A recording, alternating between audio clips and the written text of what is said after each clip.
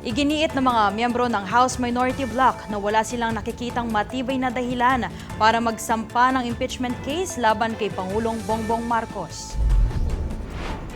Sa isang press conference, inilahad ni Akbayan Representative Percy Sendanya at Kamanggagawa Representative Eli San Fernando ang kanilang pahayag sa gitna ng usap-usapan ng mga alegasyon ng korupsyon laban kay Pangulong Marcos, lalo na ang mga ibinunyag ni dating Ako Bicol Party List Representative Zaldico ay maaaring magtulak sa impeachment.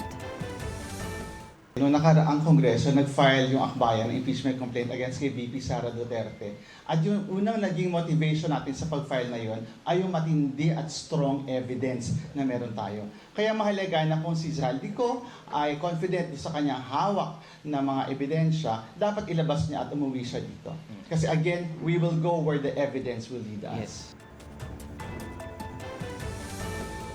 Dagdag pa ni Sendanya, dapat nakabatay sa malinaw na ebidensya at sa katotohanan ang anumang impeachment complaint. Matatandaang inendorso ni Sendanya ang unang impeachment complaint laban kay Vice President Sara Duterte noong 19th Congress.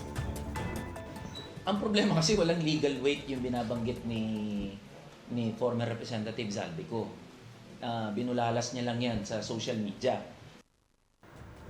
Ayon kay San Fernando, malabong umusad ang anumang impeachment proceedings dahil napaka-political ng proseso sa Kamara.